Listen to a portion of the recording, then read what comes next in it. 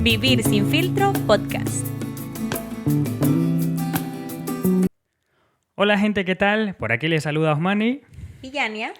Y como les habíamos prometido, hoy tenemos la primera historia de vida. Es algo que nos enorgullece y que nos gusta mucho cómo lo hemos hecho, cómo se ha trabajado. Así que les invitamos a verlo. Esperamos que les guste, que les sirva de aprendizaje y que nos dejen en los comentarios lo que les pareció y cómo lo van viendo. Así que les invito a ver y empezamos.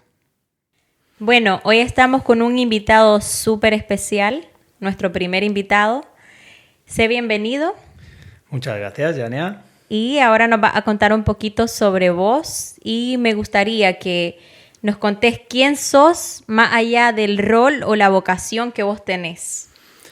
Bueno, pues mi nombre es Miquel Reyes. Me puedo considerar como una persona con ganas de aprender y de enseñar. Estoy en ese proceso de acompañar a las personas, de acompañarme a mí mismo, por supuesto. Y bueno, luego en otro orden de cosas, ¿no? Podemos hablar un poco de supervivencia, no supervivencia. Podemos hablar de supervivencia del cáncer de mama, algo que no es muy común. Y luego también de la parte de la mente y el cuerpo, ¿no? Mens sana in corpore sano. Así que ese sería un mix un poco de varias cosas y a la vez de ninguna. Y tomando en cuenta todo lo que nos acabas de compartir, me gustaría que iniciemos a escuchar tu historia, dividiéndolo un poco como en 3 momentos de tu vida o en 3 eventos que vos consideres que te hayan marcado de manera positiva o negativa y que te hayan dejado una enseñanza. Primero, la infancia. Vale. Lo que te acordés de tu infancia. Otra de la adolescencia y una de tu vida adulta. O sea, y si podés incluir alguna persona que te haya aportado algo o que te haya servido de piedra, también.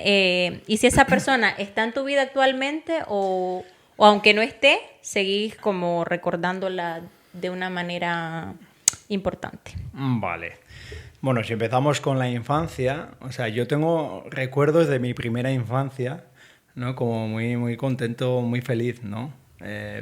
Mi madre me solía decir que era un niño que estaba continuamente con ganas de contar chistes, de reír, de estar con adultos, de estar corriendo de un lado para allá, ¿no? Con esa alegría, ¿no?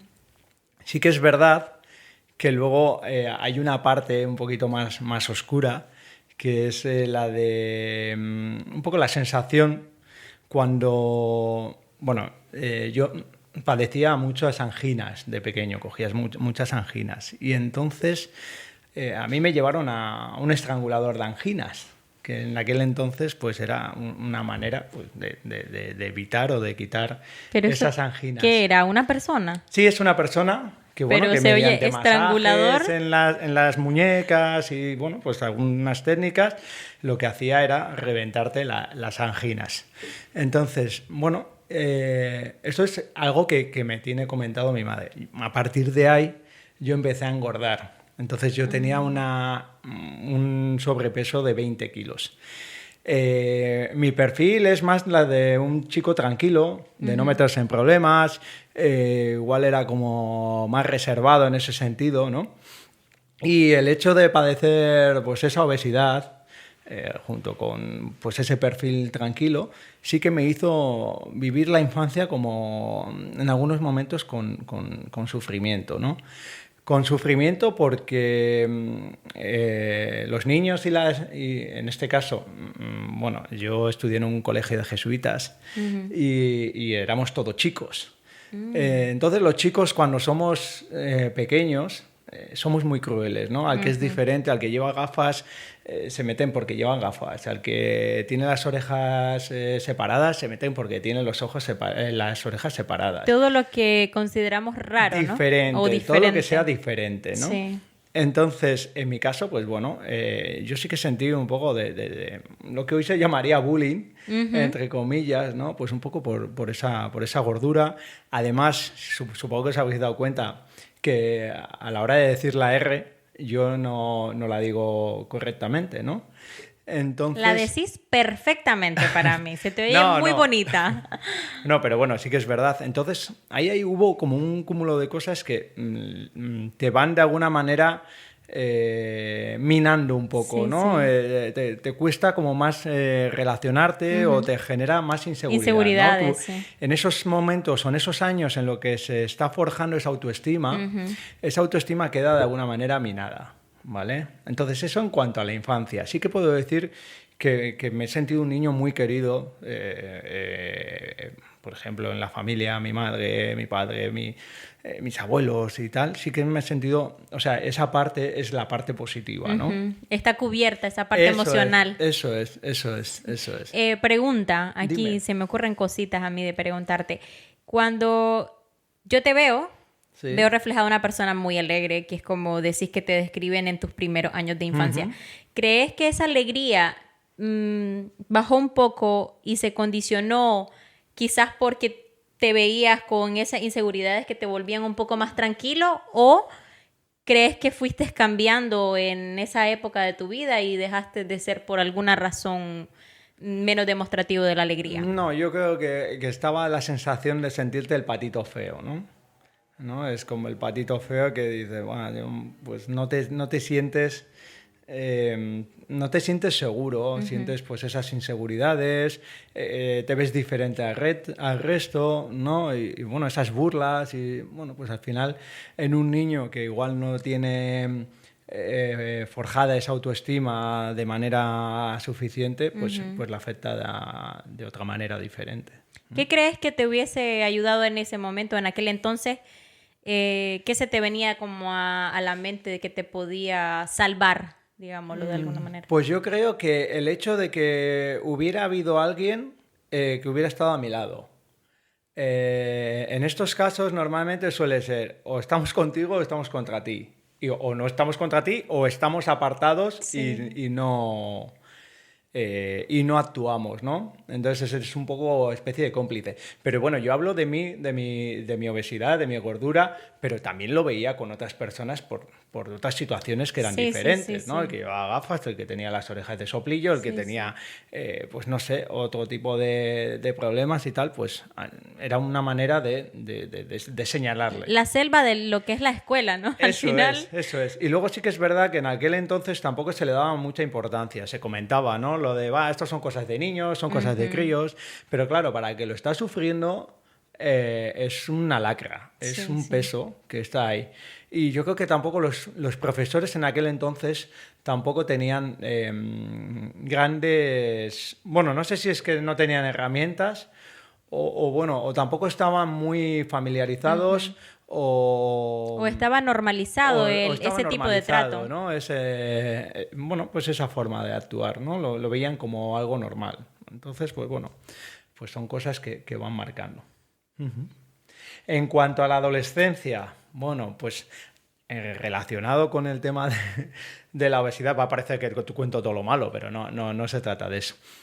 En mi caso, bueno, también incluso esa inseguridad que comentaba antes también tenía que ver un poco con mi identidad sexual, ¿vale? O sea, yo soy gay y a mí me costó 28 años dar el paso.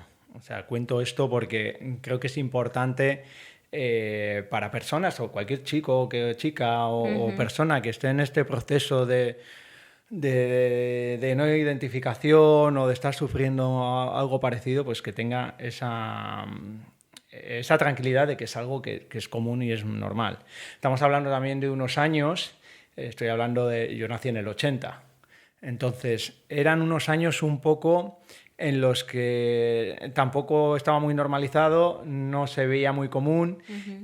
Hablábamos de la lacra del SIDA también, ¿no? Que en aquel entonces, que mucha juventud de hoy en día ni siquiera le sonará de nada, le sonará de oídas. Y claro, era una enfermedad que se relacionaba directamente con la homosexualidad, ¿no? Y creaba como ese estigma, ¿verdad? Eso es, te quedaba como ese estigma, ¿no? Entonces, el pensar que eres diferente, el pensar que no te van a aceptar, el pensar que puede ser una vergüenza para tu familia o para otras personas que, no sé, sentir ese rechazo es lo que te hace de alguna manera retraerte más y quedarte un poco no sé, en esa retaguardia, ¿no? De no querer dar pasos, dices, bueno, es como que vas pasando, vas sobreviviendo. Eso. Que antes comentábamos un poco el tema de ir sobreviviendo, pero realmente no vives. Entonces, a partir de ahí, yo sí que he hecho en falta. A ver, yo en la adolescencia he disfrutado mucho, me refiero porque, bueno, pues salías con amistades, pues eran fiestas, bueno, lo típico, ¿no? Pero sí que echaba en falta un poco lo que yo veía a mi alrededor, que eran mis amigos o compañeros con esos amores de verano, ¿no? Que coincidías en fiestas de un pueblo, en fiestas de otro, conocían a una chica y tal, y tú tenías tu amor platónico, en este caso. Eso te iba a preguntar, ¿te enamoraste? Sí, yo estuve muy enamorado de un chico de mi clase durante muchos años, ¿sí? Y nunca te lo dije. Bueno, te lo dije hace unos años, pero sí que es verdad que estas situaciones durante años después, a posteriori, después de dar el paso, salir del armario, normalizar de alguna manera la situación, hizo que en un momento dado de mi vida me enfadara conmigo mismo. Tuviese esa sensación, ese dolor de no haber podido disfrutar y no haber vivido mi adolescencia, ¿no? Es como de haber pasado de la infancia a la madurez o a la adultez, a la juventud, obviando un poco esa adolescencia, ¿no? Cuando los primeros amores y tal, y cuando conoces y empiezas a dar pasos y empiezas a conocer a chicos, a otras personas, es como que todo el mundo lleva un recorrido que tú estás empezando, ¿vale? Bueno, pues digamos que en ese sentido me centré más en mi mundo interno, en mí, en el aprendizaje, bueno, pues de querer hacer un poco lo que yo quería estudiar, etcétera, etcétera. Eso en cuanto a la adolescencia. Y luego me preguntabas la juventud. Sí, pero antes de que te vayas a la Dime. juventud, Sí. hasta ahora, la adultez, sí, no, sí. hasta ahora me refiero, Vale, porque vale. estás súper jovencito. Algunas cosas que se me ocurren preguntarte Dime. mientras te estaba escuchando. ¿Te sentiste, cuando ya te viste desde esta perspectiva, como si te hubieras traicionado, ¿no? O sea, Sí. porque te habías robado ese tiempo de haber podido vivir ese tipo de experiencias? Eso es, sí. Es una sensación como de haber estado en un letargo, durmiendo durante X años y haberte despertado pues unos años más tarde sin haber vivido esas experiencias que las ha vivido el resto o la mayoría de la gente que tienes alrededor, ¿no? Entonces, y sobre todo el vivir una vida que no te corresponde. Yo nunca he querido hacer una doble vida en ese sentido. Entonces, también eso también te generaba un poco como de inseguridad y querer de alguna manera pasar desapercibido, ¿no? Porque la gente te preguntaba, ¿qué? ¿Tú no tienes novia? ¿Tú no tienes pareja? ¿Tú cuándo te vas a casar? Y tal, ¿no? Y entonces es como que no quieres dar explicaciones, pero intentas tampoco pasar desapercibido por eso mismo, ¿no? Sí, lo típico, si no me muevo no me ven, ¿no? Eso es. Lo que no se muestra no existe, ¿no? Sí. Así Y que también es importante lo que estás hablando, porque casi siempre el ser humano nos vemos condicionados durante toda nuestra vida. Es que desde que somos bebés, sos una niña o sos un niño, el fulano va a ser el novio o el sutano va a ser la novia. Entonces estamos como con esa ancla, digámoslo de alguna manera, de que tenés que sí o sí enamorarte, tener una pareja. O sea, la vida tiene muchas salidas y el amor es parte de la vida. Las expectativas, ¿no? También. Los objetivos que marcamos incluso en las personas, ¿no? O lo que creemos que tiene que ser lo normal.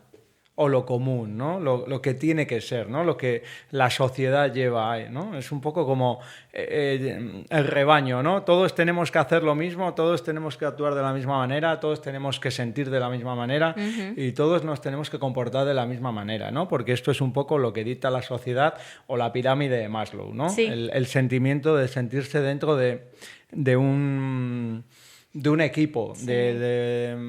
de gente que más o menos está alineada contigo, Sí. ¿no? Que más suena que a veces, bueno, yo a veces voy por ahí, pero nos quieren meter como si fuésemos un rebaño, ¿no? Eso es. Todos del mismo color, todos de la misma forma, nos recortamos las orejas de la Sí. misma manera. Y, por ejemplo, con lo que decías, cuando una persona es heterosexual, no le tenés que andar diciendo a nadie, me gustan los hombres, en mi caso, o me gustan las mujeres. A nadie. Sí, sí, eso es. ¿No? Y cuando sos homosexual, la gente te dice, ¿y por qué no dijiste? Es que no tendrías que decir. O sea, podrías sentirte libre de amar a quien querás, que te guste quien querás y podérselo decir abiertamente. Lo que pasa que yo creo que ahí está más la parte de la inseguridad de la otra persona, de enfrentarse a algo que no es común y que no sabe incluso cómo comportarse, ¿no? Porque todo lo que es diferente y todo lo que nos es ajeno nos resulta un poco complicado y nos hace salir un poco de esa zona de confort, y entonces muchas veces no sabemos qué decir ni qué hacer y bueno, ni cómo actuar, ¿no? Ante una situación así, ¿no? Te digo que esto va relacionado un poco también incluso con lo que hemos hablado antes del cáncer de mama. Sí. O sea, cuando yo, que soy paciente de cáncer de mama masculino, que esto lo comentaremos en algún momento, siento también esa diferencia, ¿no? Es que muchas personas o se quedan un poco paralizadas. fuera, o paralizadas, o no quieren preguntar, o les resulta como muy extraño, te ven como algo raro por el hecho de padecer una enfermedad que, bueno, pues es estadísticamente, o el tanto por ciento es bajo, pero que está ahí, como cualquier otro tipo de enfermedad, ¿no? Entonces, creo que es importante en esta vida, o por lo menos el aprendizaje que yo me llevo ahora mismo, es la de normalizar cualquier tipo de situación y de vivencia, ¿no? Sí. O sea, porque yo creo que es importante. Y visibilizarlo. Por si que... alguien puede sacar algún tipo de aprendizaje o sentirse de alguna manera arropado o arropada con lo que uno cuenta, ¿no? Sentir que no estás solo, que estás acompañado. Y Eso quitarnos es. un poco ese miedo que le tenemos a todo lo que desconocemos. Porque lo que estás diciendo ahorita es un poco eso. Vivimos reaccionando ante la vida. Entonces, claro, vos me decís algo en lo que yo no tengo ni idea, desconozco y me da miedo, mejor ni te pregunto, o a lo mejor ni te abrazo si es lo que necesitas. No sabemos cómo responder, que lo ideal sería responder y no reaccionar. Bueno, vamos a escuchar a ver qué nos tenés que contar ahora, porque está interesante toda tu vida. A partir de ahí, bueno, esto tiene un pozo importante, ¿no? Lo que os he contado un poco, la sensación, cómo yo viví la infancia, cómo vives la adolescencia, más otro tipo de situaciones vividas también, pues a nivel familiar, a nivel de experiencias vitales, que a mí me hicieron en un momento dado buscar herramientas. O sea, herramientas me refiero para poder trabajar y poder gestionar esto, ¿no? Todas estas situaciones. Entonces ahí fue cuando me metí en el mundo de la inteligencia emocional, del coaching, y también un poco la parte de, bueno, me formé como coach y buscaba un poco también respuestas, ¿no? El cómo gestionar todas esas emociones, todo ese trabajo de ese niño interior, ¿no? Que igual estaba un poco dañado, todas esas situaciones que estaban ahí tapadas y que no habían salido a la luz porque eran dolorosas, etcétera. Yo creo que es el mejor trabajo que puede hacer una persona es trabajar en sí mismo. O sea, me refiero a autoconocerse, hacer un trabajo de introspección, de liberar carga, quitarse mochilas, porque al final lo que no se trabaja se somatiza. Y bueno, yo cada vez estoy más convencido de que esas somatizaciones son las que de alguna manera luego nuestro cuerpo lo refleja, de una manera o de otra, ¿vale? Mediante enfermedades, mediante situaciones emocionales, etcétera, etcétera. Entonces, podríamos resumir el tema de la adultez o pues un poco como ese viaje de liberación, ¿no? Pues al final es volver un poco a tener la seguridad en ti mismo, el ponerte un poco en valor, subir esa autoestima, decir aquí estoy yo, ¿no? Pasar un poco... Esto lo comentaba con una prima, ¿no? Decía, joder, es como pasar ella también, bueno, por unas experiencias que tuvo también, y me decía, somos los cisnes ahora, ¿no? Es como que pasas de ser el patito feo que siempre te has visto como el patito feo a, bueno, sentirte que eres válido para la vida, ¿no? Eso es lo interesante, ¿no? Y decir, bueno, pues desde mi humildad voy a intentar compartir mi experiencia y poder acompañar, si puede servirle a alguien. Esa es un poco mi finalidad, ¿no? Es el estar aquí y ahora va un poco ligado a todo eso, o va relacionado un poco con esas ganas de querer aportar algo. Me gusta escucharte, me encanta escucharte Yo también a ti. porque esa autovalidación que estás hablando es súper importante y aunque lo estás diciendo con una sonrisa, ese camino hacia ese autodescubrimiento es muy doloroso. Muy doloroso. Sí. Se te apagan las luces mientras vas en el caminito hacia adentro muchísimas veces y hay un gran porcentaje de números que empiezan las personas, el viaje hacia adentro, reculan y vuelven a la zona de confort. ¿Qué hiciste vos o qué crees vos que te mantuvo como dentro de ese caminito hasta llegar a esa luz? Por más doloroso que haya sido ese camino, porque te estaba escuchando y, claro, estamos escuchando como pinceladas de esa vida, ¿no? Es un camino recorrido muy largo, duro. espinoso, duro. Muy duro. Y tengo dos preguntas. ¿Cómo hiciste para mantenerte con esa luz que no se te apagara, que a lo mejor se te apagó y volviste a encender? Sí. ¿Y cómo tomaste esa iniciativa o cómo te surgió esa iniciativa de voy a buscar la manera, la forma de encontrarme o de ver cómo solucionar un poco esos dolores que tenía? Bueno, por supuesto que en mi vida hay luces y sombras. Y esto es como se suele decir que hay montes, valles, ¿no? Entonces la vida no es lineal. No. Eso también es algo que debemos interiorizar, ¿no? Y que hay momentos en los que uno está más arriba y otros momentos en los que está más abajo. Sí. Yo tuve momentos de mucha oscuridad, incluso esto lo comentaba con mi madre, cuando yo le trasladé y le compartí y fui capaz de decirle lo que yo sentía y cómo era y mi identidad, ¿no? Y mi orientación sexual y tal. Le comenté, ha habido momentos en los que hubiera cerrado los ojos y hubiera dicho, hasta aquí, o sea, que se acabe esto, ¿no? O sea, lo que quieres es dejar de alguna manera de darle vueltas a la cabeza, de sufrir, de pensar, pues, de qué manera puedes terminar con eso, ¿no? Terminar, me refiero en el sentido de estar tranquilo, ¿no? Luego te das cuenta que dices, joder, pues es que son pensamientos racionales, porque son muy, muy comunes en la gente, y que creo que eso mismo te da esa fuerza interior, esa motivación para tirar hacia adelante, ¿no? Para decir, oye, vamos a ver qué pasa, vamos a tirar por aquí, ¿no? Dar pasos, sentir un poco también. A mí me sirvió mucho, por ejemplo, en el caso de la homosexualidad, contactar con una asociación que era Aldarte, que es como una asociación de gays y lesbianas en Bilbao. Y ahí nos juntábamos todos los miércoles, hacíamos como una sesión como si fuera de Alcohólicos Anónimos, ¿no? Nos sentábamos juntos y cada uno contaba sus experiencias.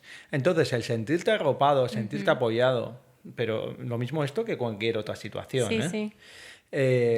Pues hacía que, bueno, te diera esa fuerza de decir, mira, no estoy solo. O sea, hay gente que está igual o peor que yo. vives situaciones complicadas, personas que te dicen que sus padres les han echado de casa, que les han dicho que prefieren tener un hijo muerto antes que maricón.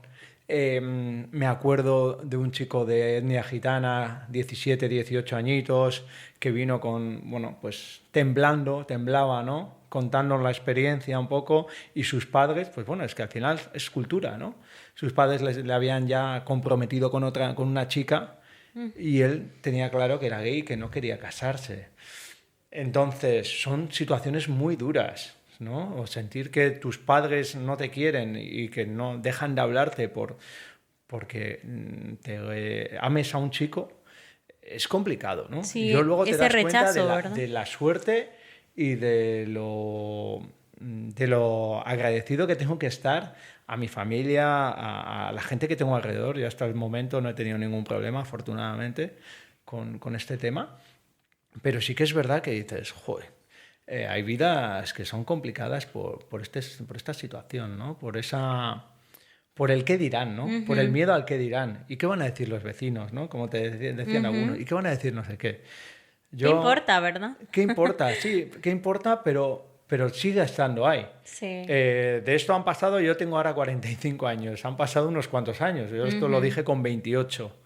Pero es que veo en chavales de edad adolescente que sigue habiendo este tipo de problemas, ¿no? Y muchos, incluso entre los propios adolescentes, está como ese rechazo que de alguna manera también cada vez se está incrementando más, ¿eh? Yo a veces tengo esa sensación, ¿no? Que según en qué sitios y en qué lugares es como que el que es diferente o que por lo que sea, me da igual que sea por raza, que sea por religión, que sea por pensamiento, todo lo que sea diferente a lo que yo percibo o entiendo o mi esquema mental, que se queda al margen, ¿no?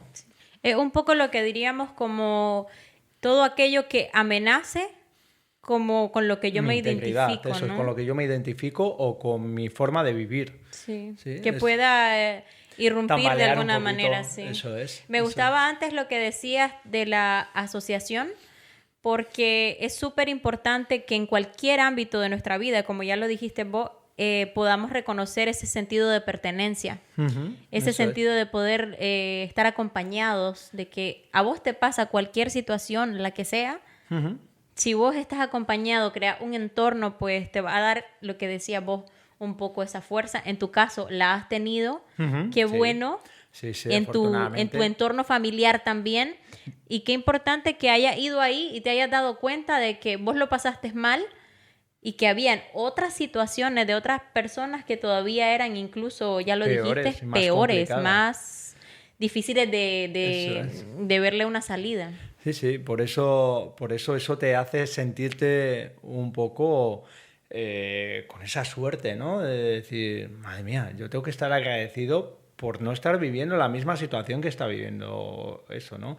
Creo que es importante, cuando uno está en un momento complicado de la vida, de alguna manera no centrarse en lo negativo, ¿no? Eso de ver el vaso medio lleno o medio vacío es totalmente importante, sí, ¿no? Es primordial. Centrarse sobre todo en lo bueno que puede haber, ¿no? Y si te comparas, compárate con alguien que esté peor, me refiero, ¿no? No es la mejor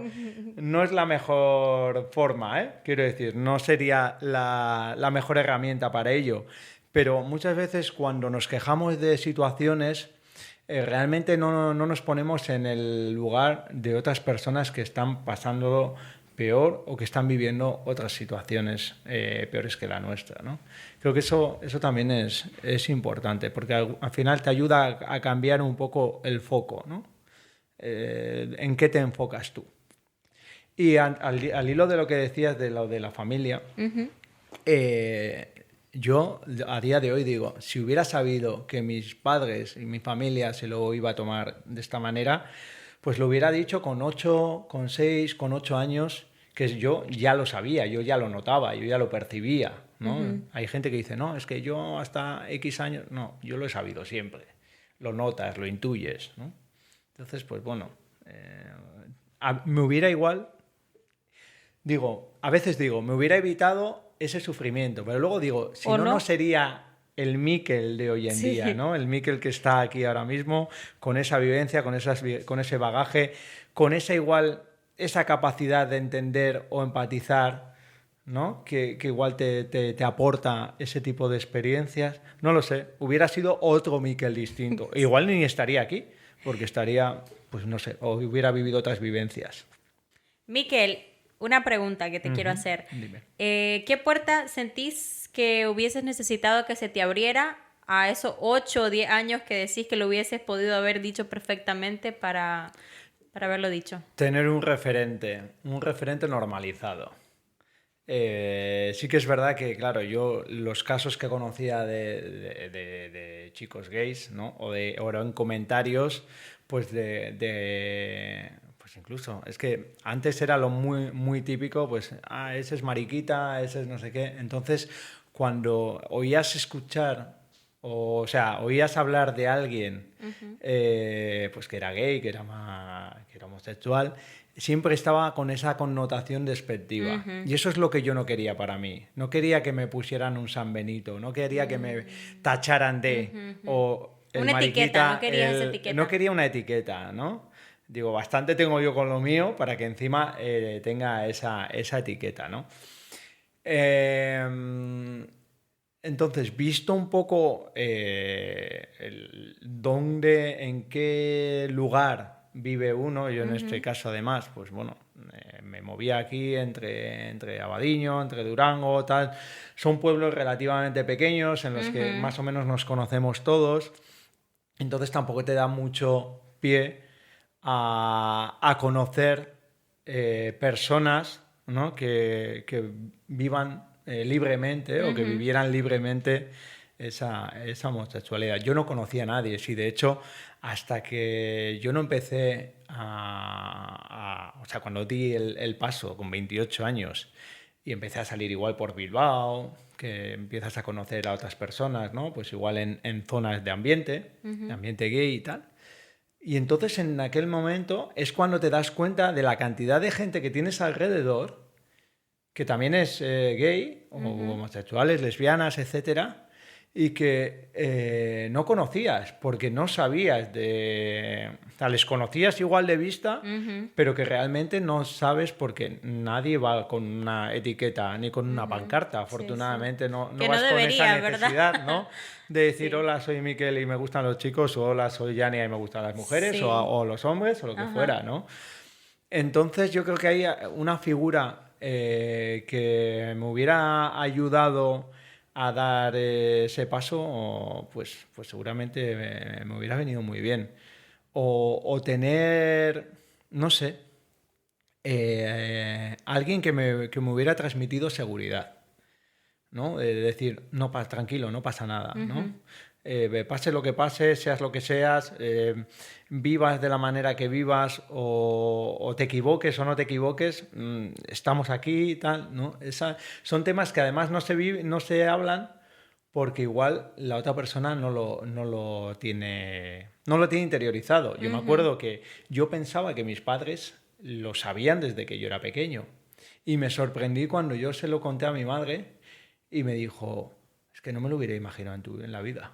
Me dices, ¿me estás dejando? Me dices, es que me da la sensación de que estoy soñando.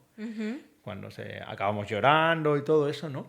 Pero ella me decía, yo lo único que no quiero es que te hagan daño.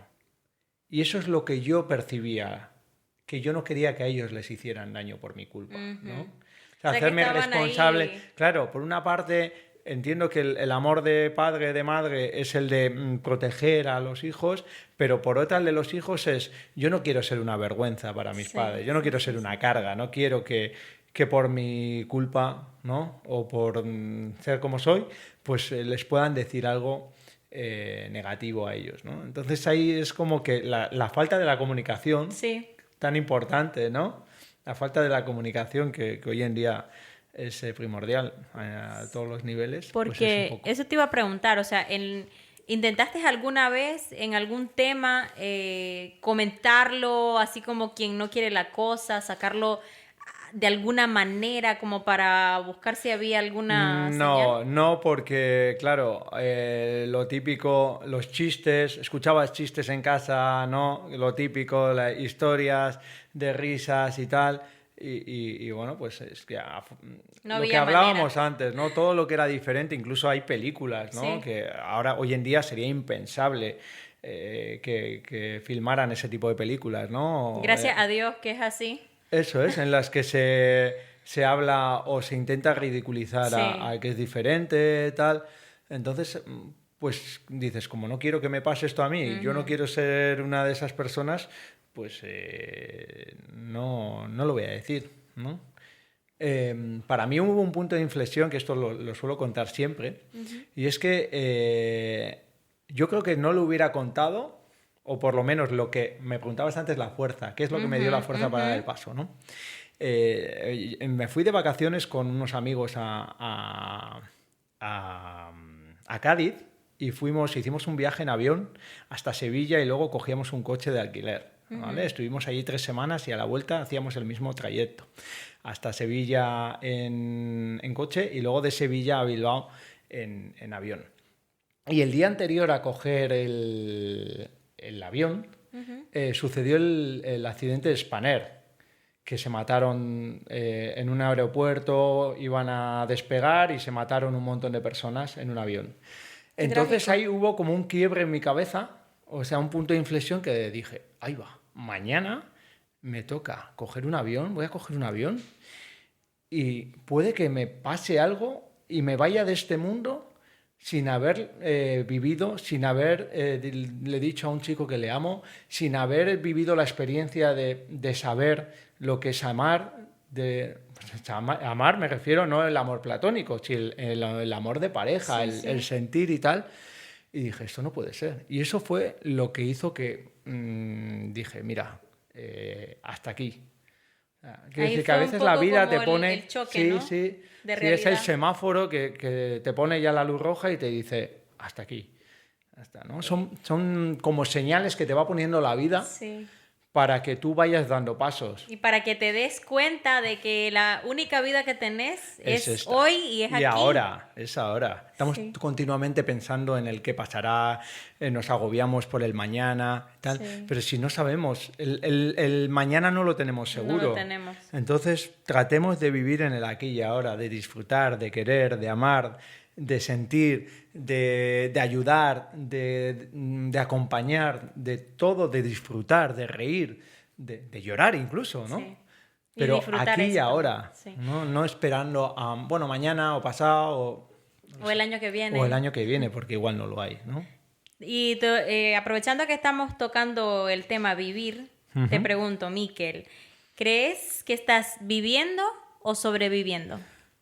Ahora mismo creo que estoy viviendo, o empezando por lo menos en esa vivencia. Sí que han sido unos años complicados en los que he ido como con un piloto automático, ¿no? Por situaciones, por un poco por esto y otras cosas más que me han ido sucediendo, ¿no? Pues enfermedades, mi madre con un cáncer de mama, mi padre falleció también con un cáncer de estómago, mi propio cáncer de mama este año pasado. Entonces es como que vas un poco apagando fuegos, ¿no? Porque vas corriendo de un lado a otro y tienes esa... O sea, tienes la fuerza, pero realmente no disfrutas del proceso, ¿no? No estás como disfrutando, estás intentando solventar continuamente estas situaciones que son adversas y que te llegan sin esperarlo y a las que hay que ponerle, de alguna manera, remedio, ¿no? Y yo creo que después de lo del cáncer y según han ido relajándose un poco las situaciones, también de alguna manera buscas priorizarte, buscar esos momentos, ese camino interior de estar tú a gusto, de sobre todo, creo que uno se siente a gusto y se siente feliz cuando es capaz de aceptar lo que le viene, o sea, tal y como le viene, ¿no? No negar, solemos decir, ¿no? Con el tema de las emociones, ¿no? En este caso, que es importante aceptar las emociones como nos vienen, ¿no? Pues yo creo que las situaciones que nos llegan a nuestra vida también es importante aceptarlas, ¿no? Creo que lo bueno está para disfrutarlo y lo que no es tan bueno es un aprendizaje. Sí. Entonces, vivirlo como que es algo que te va a enriquecer, como algo que te va a ayudar a evolucionar, porque siempre digo que en esta vida estamos para evolucionar, ¿no? Para aprender y para mejorar, ¿no? Esa es un poco la finalidad, porque si no, ¿qué sentido tiene el estar aquí, ¿no?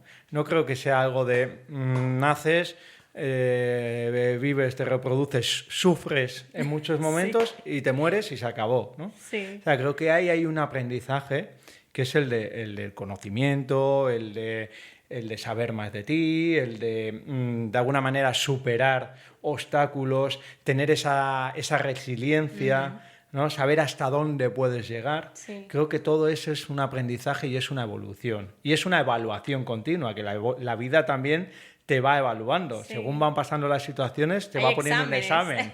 Hay un examen. Y si no pasas por ese examen, la vida te va a poner otra vez, de otra manera, te va a poner ante la misma situación. Salir, ¿no? Sí. ¿no? Hasta que te des cuenta de que, bueno, pues hay que buscar esa manera de ir solventando. Te pregunto, Miquel, ¿cómo se vive el cáncer de mama siendo hombre? A ver.